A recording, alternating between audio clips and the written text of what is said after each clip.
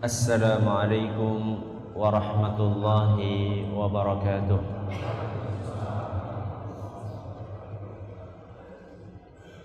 Alhamdulillahi rabbil alamin. Wabihi nasta'inu ala umuri dunya waddin. Wa sallallahu ala nabiyyina Muhammadin wa ala alihi wa sahbihi ajma'in. Amma ba'd. Kita panjatkan puja dan puji syukur kehadirat Allah Tabaraka wa Ta'ala pada kesempatan malam yang berbahagia kali ini. Kita kembali diberi kekuatan, kesehatan, hidayah serta taufik dari Allah Jalla wa Ala, sehingga kita bisa kembali menghadiri pengajian rutin tafsir kita ini di Masjid Agung Darussalam Purbalingga. Kita berharap semoga Allah Tabaraka wa Ta'ala berkenan untuk melimpahkan kepada kita semuanya ilmu yang bermanfaat, sehingga bisa kita amalkan sebagai bekal untuk menghadap kepada Allah Jalla wa Ala. Amin ya Rabbal Alamin. Salam dan salam semoga senantiasa tercurahkan kepada junjungan kita Nabi besar Muhammad sallallahu alaihi wasallam, kepada para sahabatnya, keluarganya dan umatnya yang setia mengikuti tuntunannya hingga di akhir nanti. Para hadirin dan hadirat sekalian yang kami hormati, dan juga segenap pendengar Radio Insani 88 FM di Purbalingga dan sekitarnya, para pendengar Radio Best FM di Serutigo dan sekitarnya, pendengar Radio Roja di Jakarta, di Bandung, di Lampung, dimanapun Anda berada, dan juga para pendengar radio-radio dakwah yang lainnya, serta para pemirsa Yufi TV yang semoga senantiasa dirahmati oleh Allah Azza wa Jalla. Setelah kita membahas muqaddimah, pendahuluan tentang beberapa hal penting seputar tafsir surat Al-Alaq, pada kesempatan kali ini insyaallah kita akan memasuki inti pembahasan kita, yaitu tafsir surat Al-Alaq, yang seperti biasanya akan kita awali dengan tafsir secara global, alias kandungan umum yang ada di dalam surat Al-Alaq. Surat Al-Alaq itu pembahasannya apa saja? Secara garis besar, kandungan yang ada di dalam surat Al-Alaq secara garis besar sekurang-kurangnya ada 5. Ada berapa? Ada 5 kandungan. Kita akan jelaskan secara global.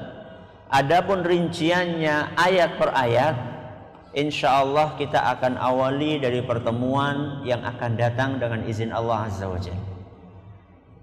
Pembahasan yang pertama, kandungan pertama yang ada di dalam surat Al-Alaq adalah penjelasan tentang keagungan Allah di dalam menciptakan manusia. Ini kandungan yang pertama. Isi surat Al-Alaq, pembahasan pertama adalah keagungan Allah di dalam menciptakan manusia.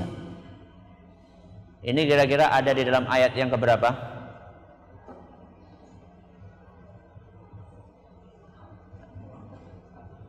Bagus. Khalaqal insana min 'alaq. Ayat keberapa ini? Kedua. Khalaqal insana min 'alaq. Dialah Allah yang menciptakan manusia dari 'alaq. Apa 'alaq?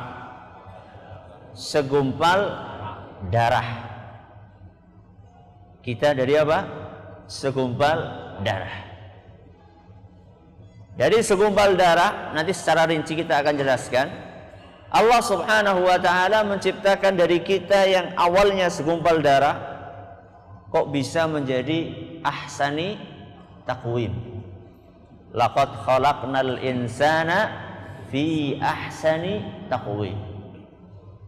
Coba panjenengan bayangkan darah kok bisa jadi kayak kita ini sekarang, gimana coba kira-kira?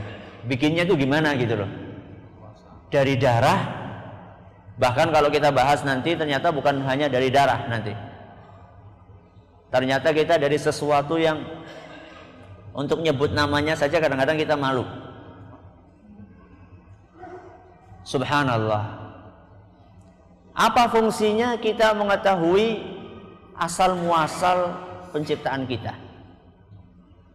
Apa tidak cukup kita ngelihat sekarang saja kita ini sudah punya dua mata, punya telinga, punya mulut, punya tangan, punya kaki, punya hati dan seterusnya. Apa tidak cukup Ustaz kita mengetahui sekarang saja kondisi kita?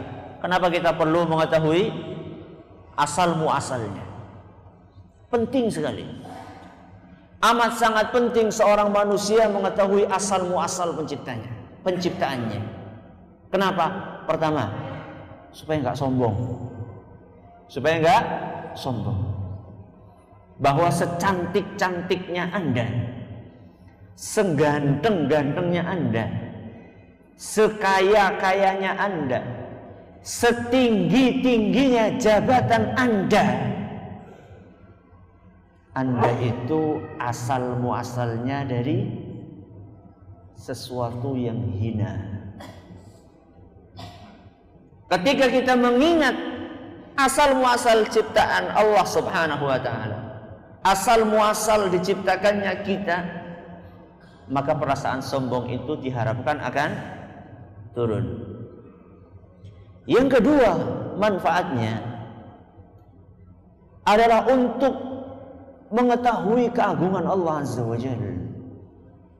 Bagaimana Allah Subhanahu wa taala menciptakan kita dari sesuatu yang sangat hina bisa menjadi penguasa dunia.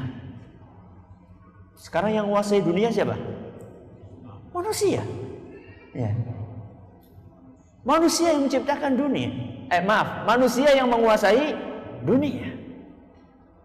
Padahal kita dari apa?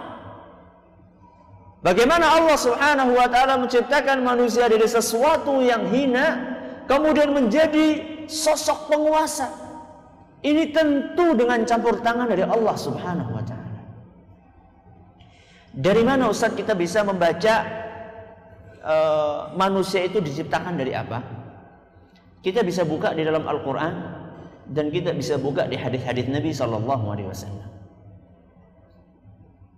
Kalau saya tanya, manusia terbuat dari apa?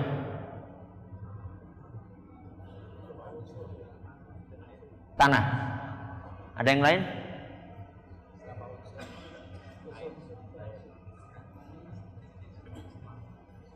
Jenengan itu dari apa dulunya? Air mani. Yang benar yang mana? Air mani atau tanah? Tanah dicampur air mani. Dari apa kita diciptakan? Mari kita dengarkan firman Allah Subhanahu wa taala tentang kisah penciptaan manusia. Allah sebutkan dalam surat Al-Mu'minun ayat 12 sampai 14. Ayat berapa? 12 sampai 14 dalam surat Al-Mu'minun. Kata Allah Subhanahu wa taala dalam surat Al-Mu'minun ayat 12 sampai 14, walaqad khalaqnal insana min sulalatin min tin. Kata Allah, sungguh kami telah menciptakan manusia dari saripati tanah. Berarti yang benar yang mana? Tanah apa air mani tadi? Tanah. Jangan senang dulu yang tanah ya. Kita masih akan lanjutkan.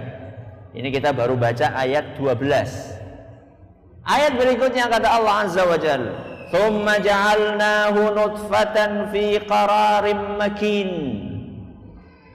Kemudian kami jadikan manusia berupa setetes mani di dalam rahim yang kuat, tempat yang kokoh.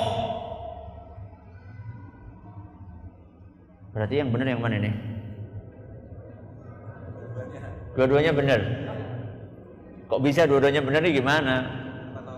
Nah, 1 tambah 1 sama dengan 2. Ada yang mengatakan 3. Masa dua-duanya benar? Jawabannya, tanah itu adalah sumber penciptaan bapak kita. Siapa itu? Adam alaihissalam. Nah, kalau kita anaknya Nabi Adam dari air mani, ya. Kalau kita anaknya Nabi Adam, keturunannya Nabi Adam alaihissalam terbuat dari air mani. Sedangkan Nabi Adam alaihissalam terbuat dari tanah, saripatinya tanah. Dan kita bisa bayangkan bagaimana asal muasal kita. Kadang-kadang orang lagi ngobrol, tahu-tahu ngomong air mani itu kan apa? Agak gimana gitu. Oh, cuma ngomong kayak gue lah. Apa sih ngomong kayak gitu? Bayangkan, kita baru dengar apanya? Kita baru dengar namanya saja. Apalagi kalau misalnya ada orang, kita lagi kumpul-kumpul nih. Tahu nggak ini apa nih? Tahu-tahu bawa apa? Ada gelas isinya air mani. Gimana kira-kira? Kamu ini nggak beradab sekali. Masa lagi kumpul-kumpul kayak gini, bawa sesuatu jorok kamu itu. Padahal semua yang ada di situ asalnya dari ini. Kemudian kata Allah Subhanahu wa taala, setelah dari air mani, kata Allah, "Tsumma khalaqnan nutfata 'alaqatan." Dari air mani itu kemudian kami ciptakan menjadi segumpal darah. Jadi dari mani terus jadi apa? Darah. Setelah itu apa kata Allah Subhanahu wa taala? Fa khalaqnal 'alaqata mudghatan. Setelah itu kami ciptakan dari segumpal darah itu menjadi segumpal daging. Saya ulangi, dari apa lagi? Pertama dari apa? Mani, terus darah, terus daging. Berapa lama prosesnya? Dari darah, kemudian menjadi daging, dari mani, kemudian menjadi darah, kemudian menjadi daging. Di dalam sebuah hadis yang sahih yang diriwayatkan oleh Imam Bukhari dan Muslim, disebutkan oleh Nabi SAW prosesnya, kata beliau, "Inna ahadakum yujma'u khalquhu fi batni ummihi 40 yawman." Sesungguhnya kalian diciptakan di dalam perut ibu kalian dalam bentuk air mani selama 40 hari. Berarti kita begitu sperma laki-laki masuk ke dalam rahimnya ibu, dia akan tetap di dalam wujud setetes air mani dalam waktu 40 hari. Setelah 40 hari kemudian menjadi darah. Terus darah berapa hari? Sama, 40 hari lagi. Setelah 40 hari jadi daging. Daging pun akan menjadi daging, tetap daging sampai berapa? 40 hari. Berarti berapa itu? 120 hari. Alias 4 bulan. Setelah 4 bulan itu baru Allah Subhanahu wa taala tiupkan nyawa buat kita. Oleh karena itu kata para ulama fikih, ini intermezzo, kata para ulama fikih, kalau ada bayi keguguran, kalau ada ibu keguguran dan usianya masih di bawah 4 bulan, tidak ada konsekuensi mengubur seperti halnya jenazah.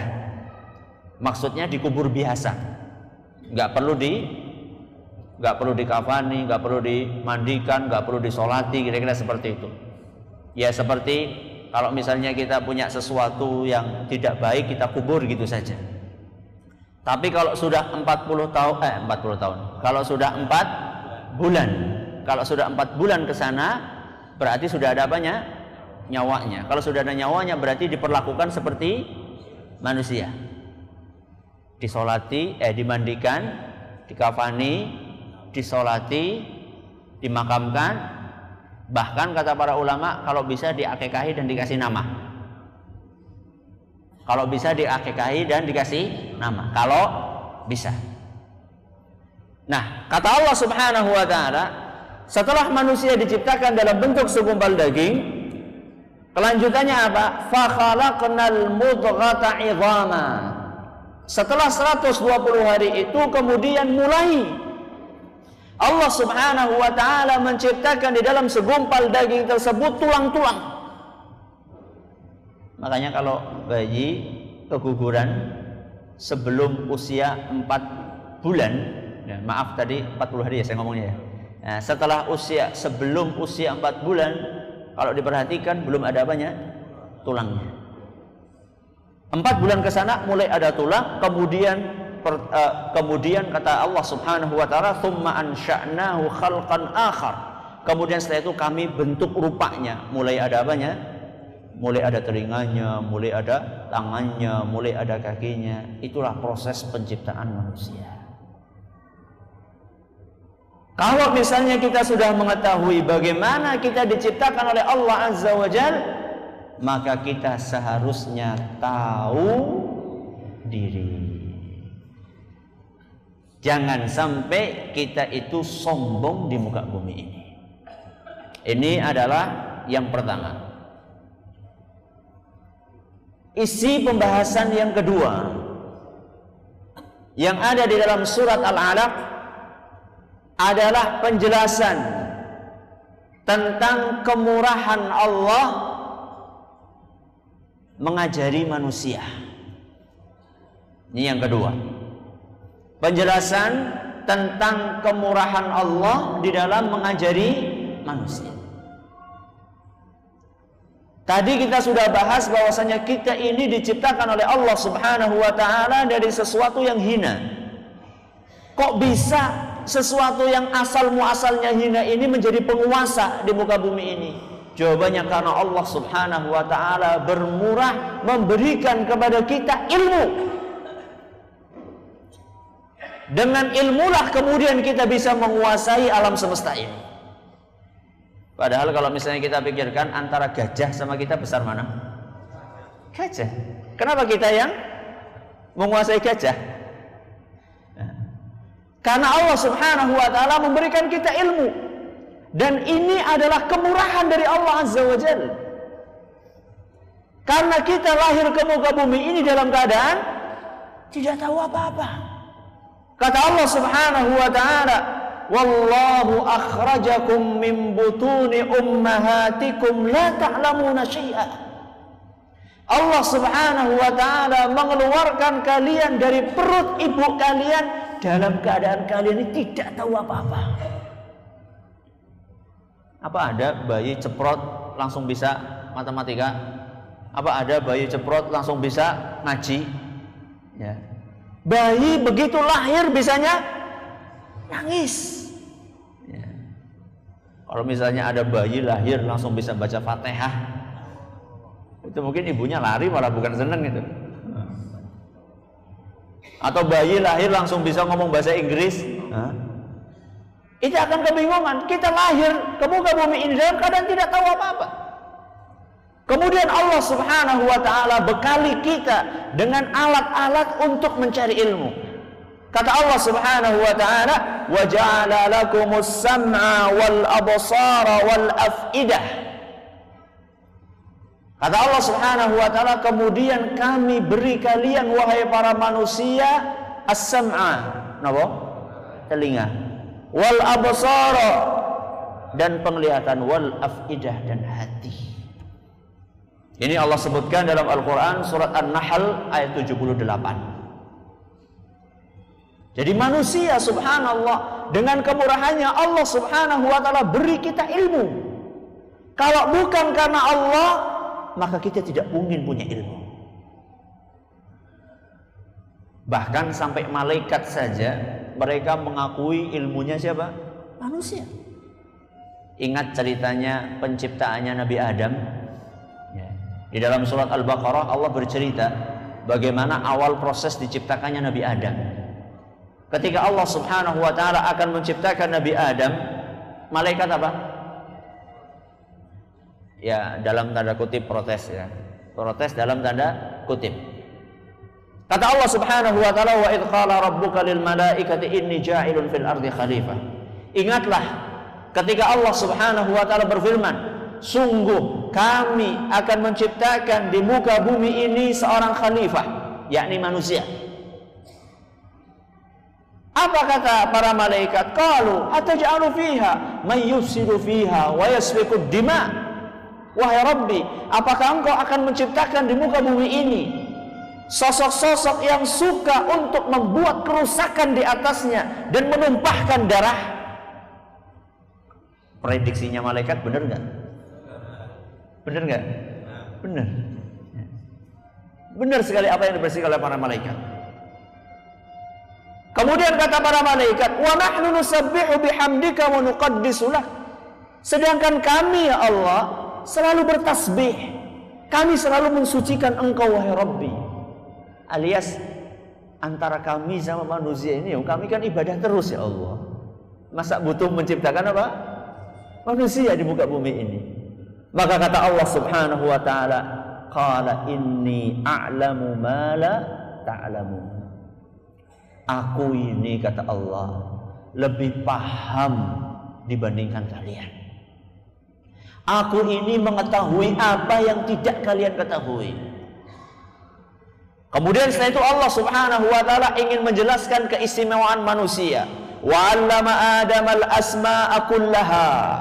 Kemudian Allah Subhanahu wa taala mengajari Adam seluruh ilmu, seluruh nama, apa yang ada di muka bumi ini namanya semuanya dikenalkan kepada Nabi Adam alaihissalam. Ada sebagian ulama mengatakan seluruh ilmu Allah ajarkan kepada siapa? Nabi Adam. Ada yang mengatakan ulama nama-nama semua yang ada di muka bumi ini Allah ajarkan kepada Nabi Adam. Setelah diajarkan semuanya oleh Allah kepada Nabi Adam, kemudian oleh Allah ditampakkan kepada malaikat. Tsumma 'aradahum 'alal malaikati faqala ambi'uni bi asma'i haula'i in kuntum shadiqin. Kata Allah, nih. Lihat, Adam sudah punya ilmu segini. Coba kalian kasih tahu kami.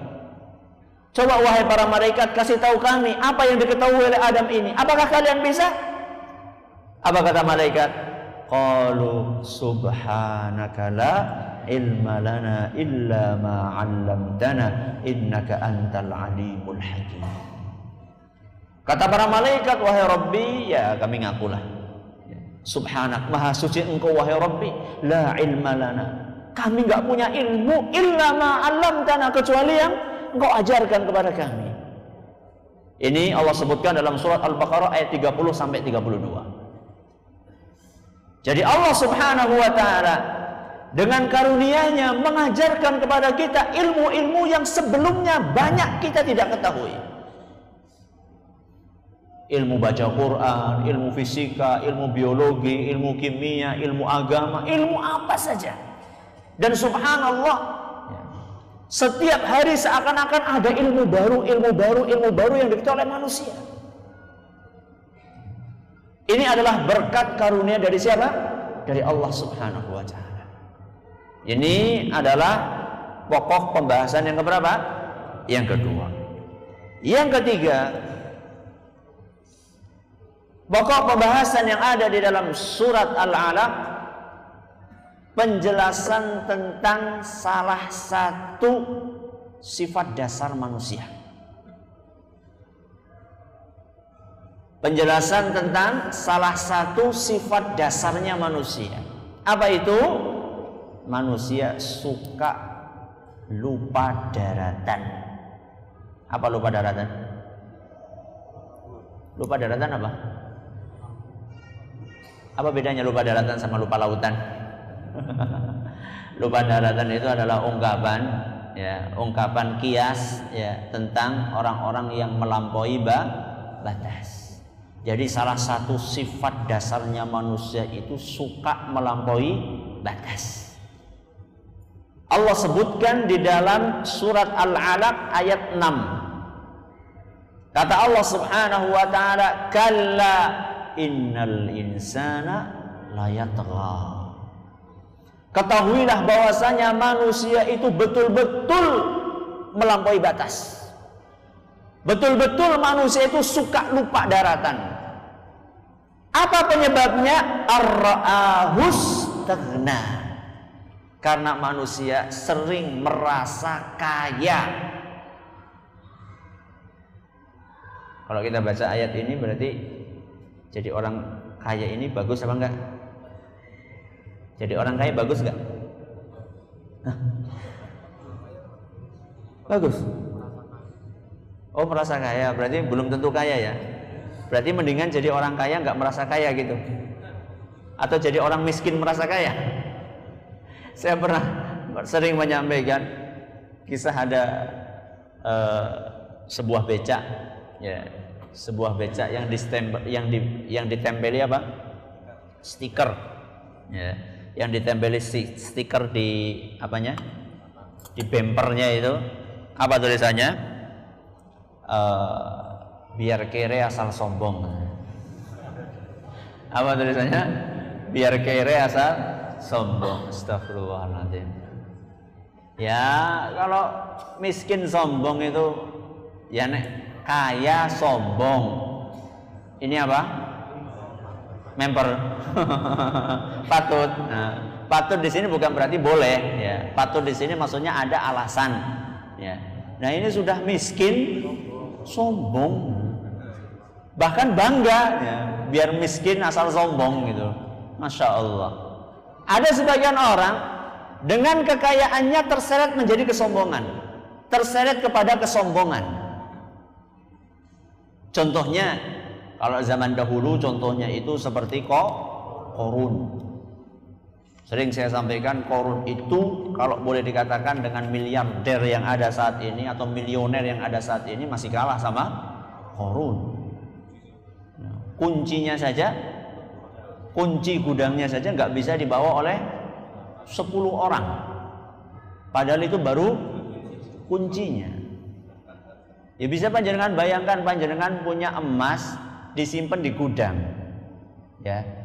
Kemudian gudang satu penuh kunci, nggak muat, pasang simpen di gudang yang kedua, nggak cukup, sudah nggak cukup, kunci lagi, kemudian pindah gudang.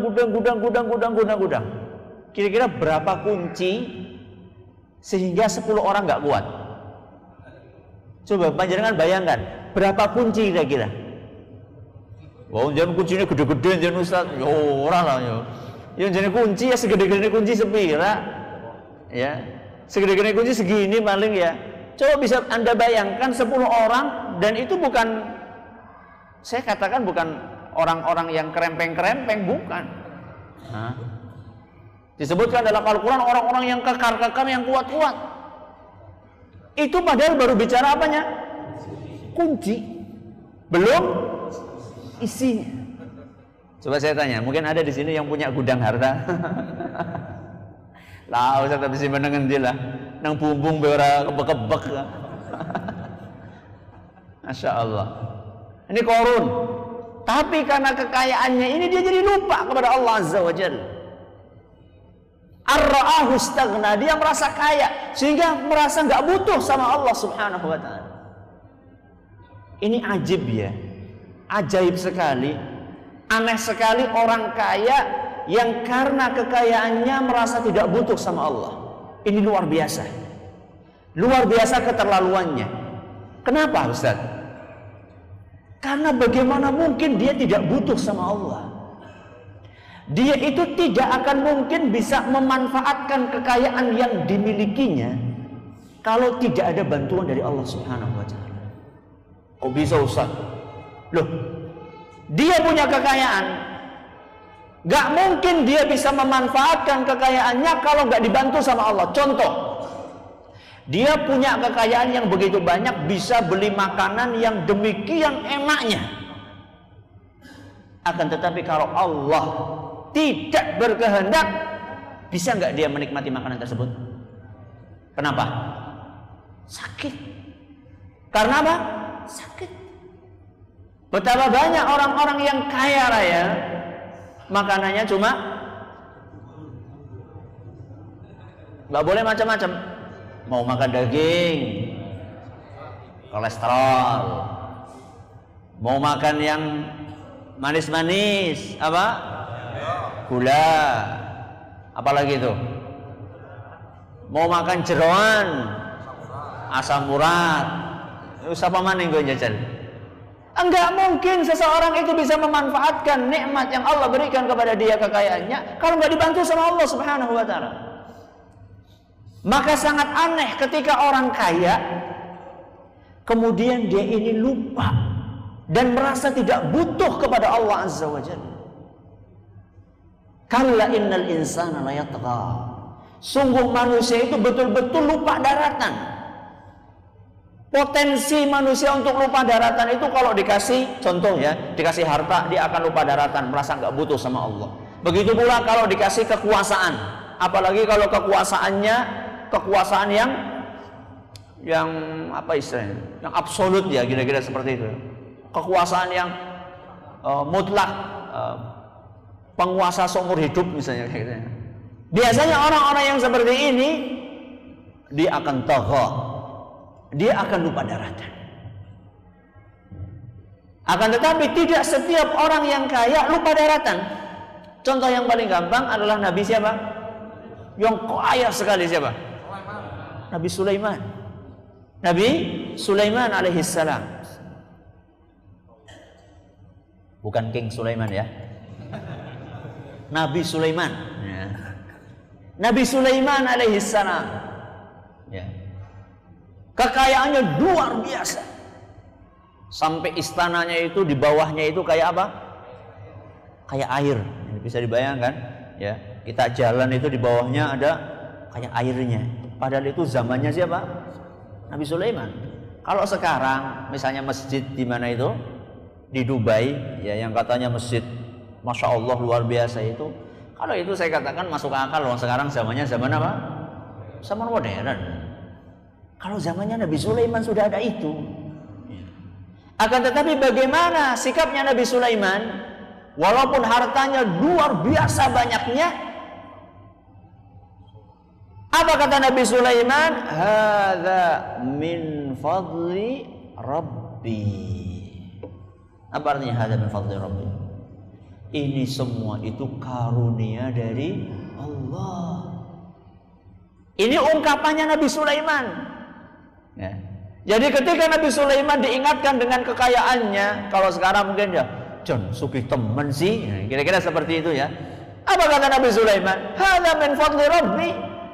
Ini semuanya itu karunia dari Allah Subhanahu wa Ta'ala.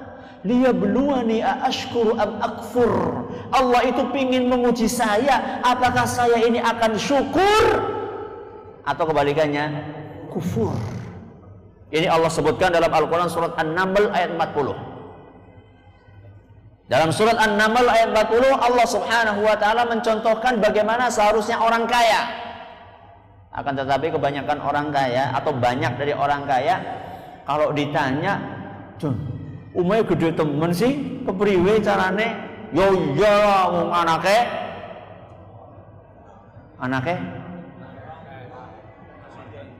bose masa." Nah, ya iyalah.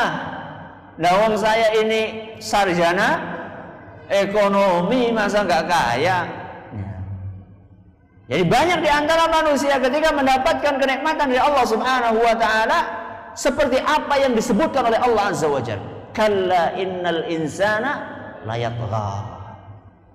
Dan ini sifat dasarnya manusia, kecuali orang-orang yang dirahmati oleh Allah Subhanahu wa Ta'ala. Ini yang keberapa ini?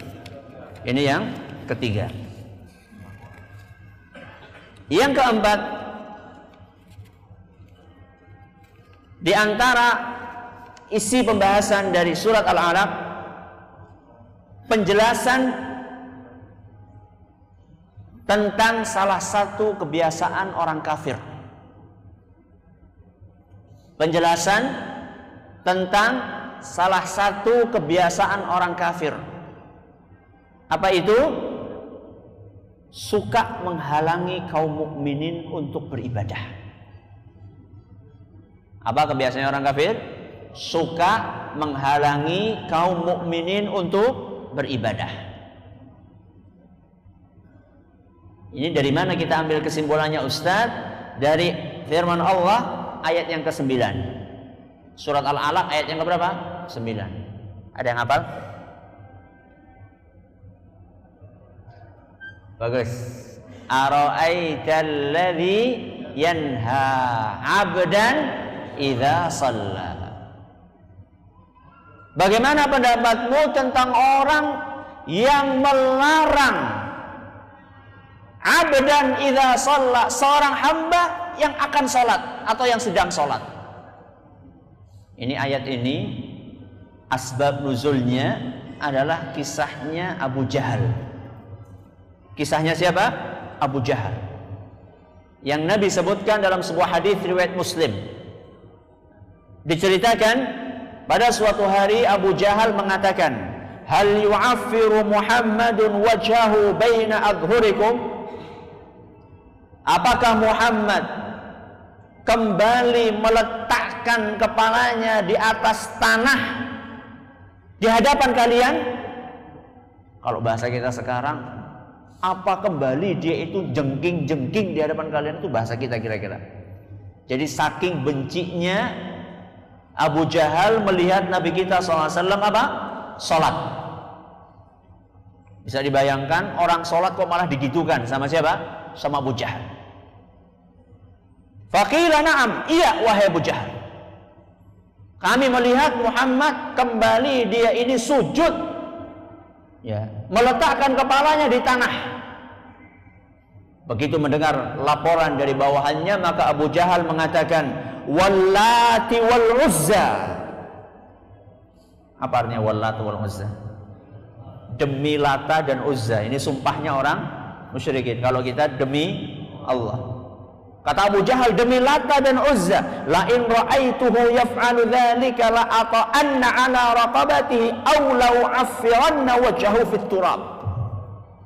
Demi Lata dan Uzza, kalau aku sampai melihat Muhammad kembali melakukan hal yang serupa, saya akan injak kepalanya, kata dia. Siapa yang ngomong ini? Abu Jahal. Memper ya. Yang ngomong siapa? Abu Jahal. Atau kata dia, saya akan injak kepalanya, atau akan saya benamkan mukanya itu di pasir. Dia sudah sumpah. Setelah sumpah, ternyata dia pergi ke seliling Ka'bah. Dia melihat Nabi kita sallallahu alaihi wasallam benar-benar sedang sujud. Apa yang akan dilakukan oleh Abu Jahal? Orang-orang di belakang sudah nunggu, penasaran. Kira-kira Abu Jahal wani temenan apa ora? Kira-kira berani atau tidak menunaikan sumpahnya tadi? Orang-orang sudah menunggu semuanya di situ. Apa yang terjadi? Fa'ata Rasulullah sallallahu alaihi wasallam wa huwa yusalli. Dia mendekati Nabi kita Muhammad sallallahu alaihi wasallam saat Nabi sedang sholat. Kemudian fama faji'ahum minhu illa wa huwa yanqisu ala aqibaihi wa yattaqi bi yadayhi. Begitu dia semakin mendekat, tiba-tiba dia mundur ke belakang sambil menutupi mukanya dengan kedua tangannya. Silo apa? Jadi begitu dia mendekat, ketika sudah akan menginjaknya, tahu-tahu dia apa? Mundur sambil menutupi kedua mukanya dengan kedua tangannya, menutupi mukanya dengan kedua tangannya. Sudah akhirnya dia mundur kan, nggak berani. Sedangkan di belakang sudah pada menunggu momen, ya, menunggu momen kejadian tersebut.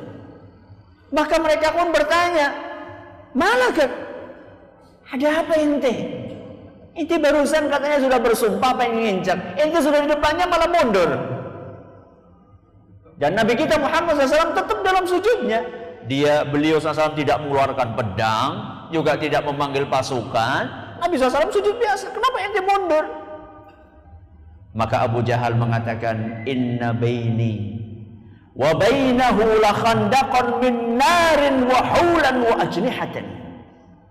Sungguh, ketika saya sudah dekat di hadapannya Muhammad, tiba-tiba di hadapan saya ini ada parit yang di dalamnya api berkobar dengan begitu besar, yang sangat mengerikan, dan saya melihat ada sayap-sayap besar di situ. Siapa kira-kira? Sayap ini punya siapa? Malaikat. Jadi Nabi kita SAW dilindungi oleh Allah Subhanahu wa Ta'ala. Terus setelah itu Nabi cerita. Kata Nabi sallallahu alaihi wasallam, laudana minni. Kalau sampai tadi Abu Jahal nekat, ya, sudah melihat apa tadi? Sudah melihat api yang demikian besarnya, melihat sayap-sayap. Kalau tadi kata Nabi kita SAW, kalau tadi sampai Abu Jahal nekat, tetap mendekat dan pengen menginjakkan atau pengen mengangkat kakinya untuk menginjak kepadaku, lahtatafatul malaikatu udwan. Kalau sampai dia nekat tadi, niscaya malaikat mencabuti anggota tubuhnya satu-satu. Jadi satu-satu itu tangannya dicabut. Ya nggak tahu jentiknya di sini apa, saya nggak tahu. Hadis riwayat Muslim.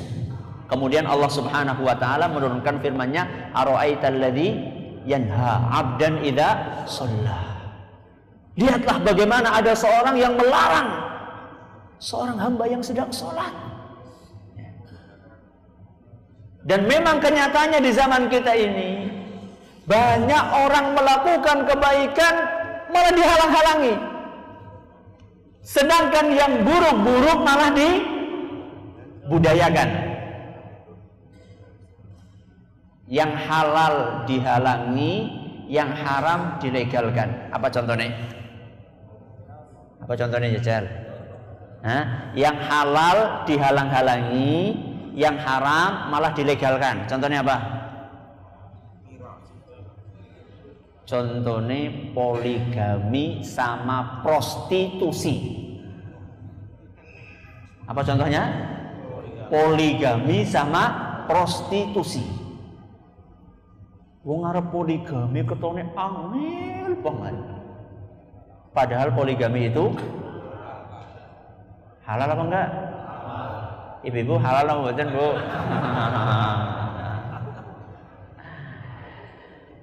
Lah, Ustaz ngomong poligami, Ustaz urung poligami. Saya kan belum. Loh, kenapa Ustaz belum? Belum mampu. Ya.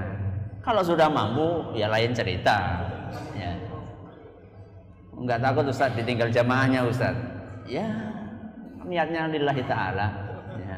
Kalau niatnya lillahi ta'ala. Tapi kalau saya pribadi merasa belum mampu. Ya.